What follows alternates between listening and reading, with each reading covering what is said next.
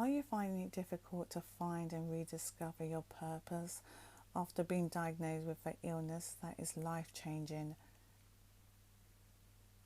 How do you do that when you're feeling vulnerable emotionally, physically, and spiritually? I believe that we all have it within us to survive, particularly when our lives are threatened. But sometimes we need examples on how to do that. And Christine Handy, who is a national best-selling author of the book Walk Beside Me, shall be here to share exactly how you can do this. Christine was a model for many years before being diagnosed with breast cancer. Now, she's a humanitarian, she's a motivational speaker, she's an advocate, a public speaker, and she's a mother. And she still continues to model after going through chemotherapy and over 20 medical surgeries. She's currently getting her master's degree in Harvard University in literature and creative writing. There, she has her purpose. She shall be here to share more after the interlude. I'm your host, Caroline Brown, and don't forget to share and subscribe so you can keep updated on all the episodes as and when they become available.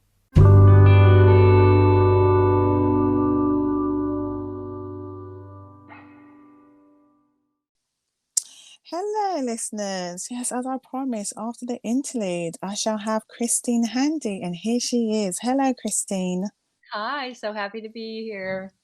Oh, it's so lovely to welcome you here to talk about how your journey developed to where you are now. And it'd be lovely to start that with that actually. So tell my audience a little bit more about you and what you do and what led you to this purpose now. Yes, so I am a model. I've been a model for 40 years. I'm a motivational speaker. I'm a mother of two sons, two grown adult sons. Wow, amazing. Nice.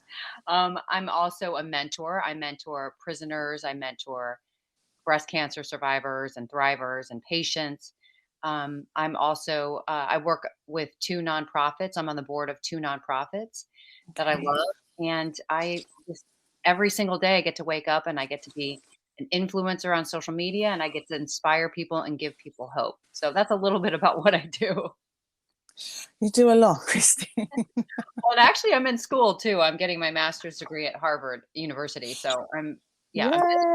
Yay! I did mention that. You're doing amazing work. And quite interesting, you're over 40, aren't you? Oh yes, thank And you. Mhm. yeah, and but this how it all came about where you are now. Tell my audience a little bit about that because you have a wonderful journey into getting where you are. But it was a little bit of a challenge Yes. in the beginning. So explain a bit about that, I if you I can. had many challenges. I grew up being a model. I was very dependent on my external value and what I looked like. I was dependent on what modeling job I was going to get next, and it had to be bigger and had to be better. And I was dependent on society's accolades and what people thought of me, and was very dependent on materialism and the things that I carried and the things that I coveted. And so Okay. I had a lot of false idols in my life. And when I started to have health issues at the age of 35 and I started to have scars on my body, which in the modeling world, you're not supposed to have. I started to really question my worth and question whether my identity was really just external. And to be honest with you, I didn't do enough introspection work at the time and I just kept living that life. So fast forward 5 years, I had an arm injury, which turned into a huge debacle, which ultimately led to the fusion of my right arm. And then after my right arm was fused, I was diagnosed with an aggressive form of breast cancer. So that's kind of what Mm, threw me into a tailspin. mm. And hearing that news and going through that journey, what state were you at the time? Oh, I was totally in despair. I was totally Mm, in duress. And at that point, because that was my third major setback, my third major illness. And bear in mind, in the meantime, I'm trying to raise my kids. I'm trying to have a family. I'm trying to be a mother, a wife. I was kind of a self proclaimed athlete and still trying to work, still trying to be a model. And all those hits, all those health hits and illness really threw me off of what I believed to be my self worth. And so when you kind of lose what you believe to be your value, you hit for me, I was paralyzed, emotionally paralyzed, I was physically paralyzed, and I didn't really know how to move forward. And it wasn't until I start to really look inside and say, okay, really, who are you? Like, what keeps you up at night? What is important at the end of your life? What do you want to be remembered by? What do you think you're going to be thinking about at the end of your life? And so I started to kind of shred those false idols, and I started to realize that my beauty had nothing to do with the external. It was what was inside. And so I started to nurture that. I started to get to know myself, so to speak. Mm. That must have been quite difficult when you're faced with the fear of the will to live, isn't it? When you're you spoke about the aggressive form of cancer. When you're faced with that, it's quite easy to withdraw, isn't it? To become withdrawn. Yeah, Um, that was the easiest part of it, was to withdraw, actually. right, That right, was right. comfortable. Mhm. And Yeah. so anybody listening to this, I mean, you have lived it, and so what was the turning point for you? What actually got you going? How did you get involved in yourself to kind of strengthen your core to want and to want more from just being diagnosed with cancer and finding a purpose? Well, I don't think you need to be diagnosed with cancer to be paralyzed. I think that we can go, I think it happened to a lot of people during COVID. I think it's happened, Right. relationally, when somebody goes through a traumatic issue in their marriage or with a child. Anything that causes duress or trauma or panic in your life can really kind of change your life. And for me, the paralysis was my go-to. But at some point within the first few weeks of cancer, I said to myself, this is a choice that you're making. I'm staying in this paralysis. I'm staying in this self-pity. I'm staying in this victim mode. And the only person that could get me out of it was me. I Mhm. had a choice. I could be a vine or I could be a victim.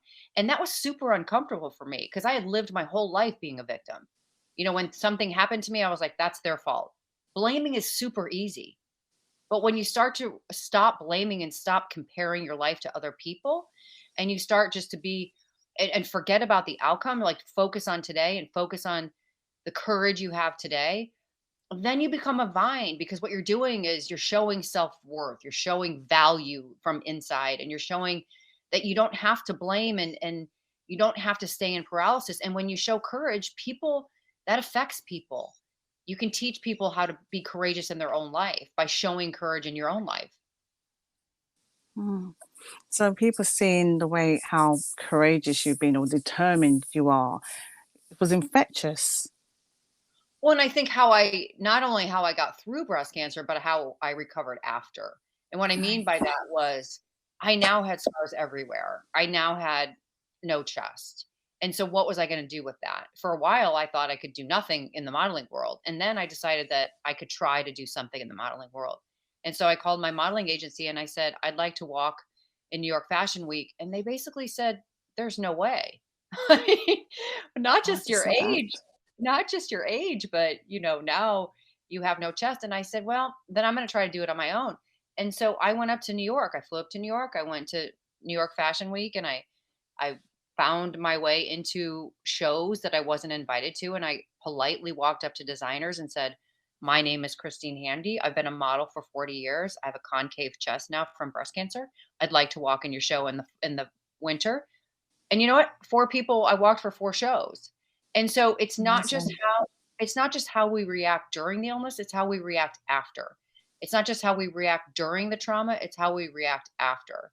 And so if we use our stories, if we're vulnerable and we decide that we're gonna help other people by sharing our stories, which, by the way, is not comfortable. There's a lot of things about my life and about the choices that I made prior to cancer that I'm not very proud of. But if we just show the highlight stories, if we just show the successes, then people all that's gonna do is make people feel bad. So if we talk about, like, the difficulties and the trauma along the way, but look what it's come to, look how many people it's helped, then, people feel that compassion. People feel like, "Okay, I'm not alone in my own journey. There's other people in this despair too, and they have felt paralyzed, but they've moved past that, and they've shown courage, and that's maybe something I can do." And you have been doing it because one of the things I did share with my audience is that you have a book called Walk Beside Me. Tell me what inspired you to write the book at this point in time in your life. Well, I decided to write the book because I wanted to show how important women standing with women could be.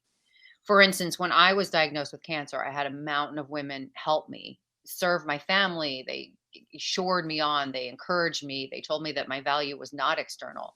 And they taught me how to be courageous because they were kind of a courage net for me. And what I mean by that is when you have people surrounding you who are encouraging you and cheering you on, they can be your courage until you find your own voice, right? And Yeah. so I wanted to show because if you look on TV and you look on any platform, you see a lot of cattiness amongst women. You see a lot of women tearing each other down and judging and being comparing. And these people weren't there to compare or to judge. They were just helping me. And so I wanted to show how real strong female relationships can look like. And so I wrote the story about my life. It's a fictional depiction of my life. And I didn't just write all the highlight. I wrote the good, the bad, and the ugly. And I think people respected that. And I think people liked it because when people go through trauma and they pick up my book and they go, okay, I'm not alone. She's gone through all of this. If she's gone through all of this, and maybe I can get through all of what I'm doing. And for caregivers, my book is like a model for them because they'll pick up my book and read it and go, okay, maybe I could do this. It doesn't all the things that we can do for other people during difficult seasons of their life doesn't have to cost anything. And so there's a lot of different variations of how my friends taught me and affected me and brought things into my life, like texts during chemo or you know, um, just little gestures that they did for me along the way. And that by sharing that, it helps other people do those things for their friends and family. Yeah. And what I love about this is that how you nurture hope, but also understand the complexities about recovering and discovering and walking in your purpose, even though you're faced with challenges. One of the things that I wanted to ask is, do you find for women it's a bigger challenge when you think about the beauty side of it, because one must, oh, you should be grateful that you're here now and you're living. But what you're saying, to live is no guilt, to live, to actually live, to want to feel beautiful, to want to continue to find your purpose and live with your purpose. Well, when people say to me, "Well, at least you've lived," that's very dismissive, Yes. right? That's Yeah. that I don't even understand that. We don't speak the same language. Mm. Of course we have a right to live and of course we have a right to thrive. Yeah. Everybody has that, right? And don't get me wrong, I'm not negating the fact that I'm very happy that I wake up every day. I'm very happy that I get to be the mother of my children and not have passed away during chemotherapy, but I don't see that as it's one or the other. I see that as that's one piece of this. But thriving after that kind of trauma is very difficult for people. And so if I can show what it looks like to thrive, not just survive, then that helps inspire other people to do the same. I can't tell you how many people have said to me, "I wrote a book because I saw that you wrote the book after were diagnosed with cancer." I don't know what inspired them to do that, but by showing other people how we can thrive after illness or after trauma or after divorce or after pain and suffering, then that can inspire people that we may never even know about, right? But if we're doing it and we're putting out into the world, that's something positive. I want to keep doing that. Mm. And one thing, the beauty of what you do is also that you give back as well. One of the things that you do is help to redistribute wigs for women who can't afford to go through treatment. Is that correct? Yeah, that's one of my most favorite things to do. So Yeah, wonderful. I'm on the board of a company called eBeauty, and ebeauty.com is the website. And for women who are going through treatment who cannot afford a wig, which by the way, there's so many because wigs are expensive, then they can go to our website and they can pick the color, the cut, and the style, and we'll ship it out for free. It's a free resource.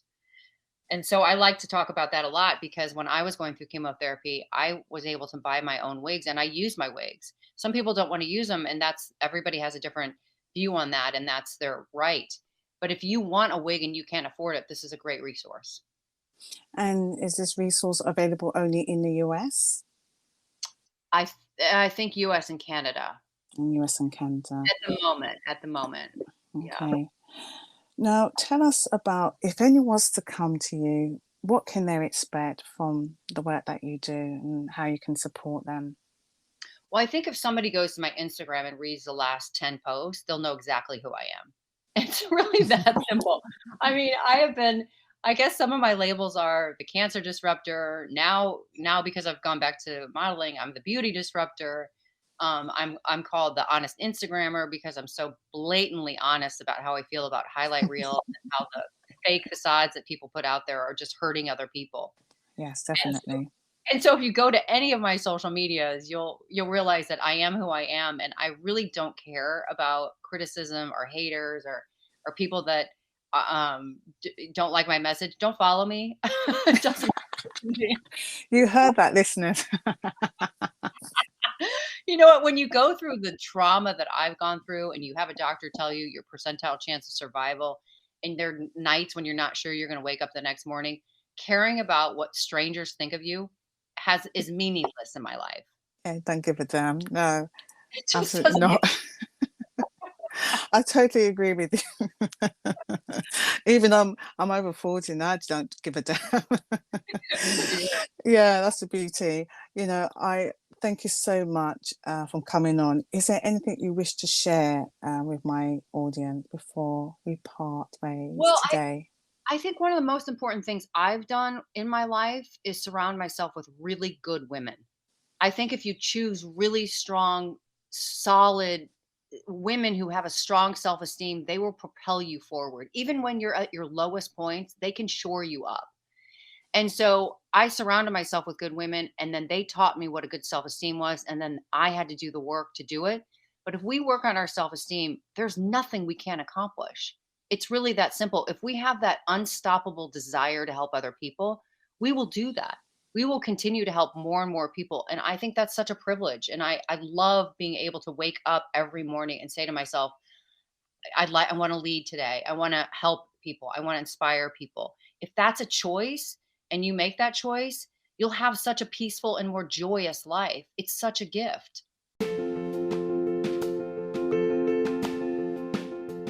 Thank you, Christine. So inspiring. Right, you can get hold of all my guests as always, Instagram, Facebook, Gmail, the crazyoverfortislife.com website. We shall be joined by Karen Chaston on the next episode. She is Beyond Loss mentor and international keynote speaker. She's the author of 8 books and numerous ebooks, as well as an online TV host and podcaster. She lost her son Dan unexpectedly, and she's here to tell us how we can live and love after an unexpected loss. That's Karen Chaston. He should be here on the Crazy Over 40 Life podcast on the next episode. And don't forget to share and subscribe so you can keep updated on all the episodes as and when they become available. And I'm your host, Caroline Brown.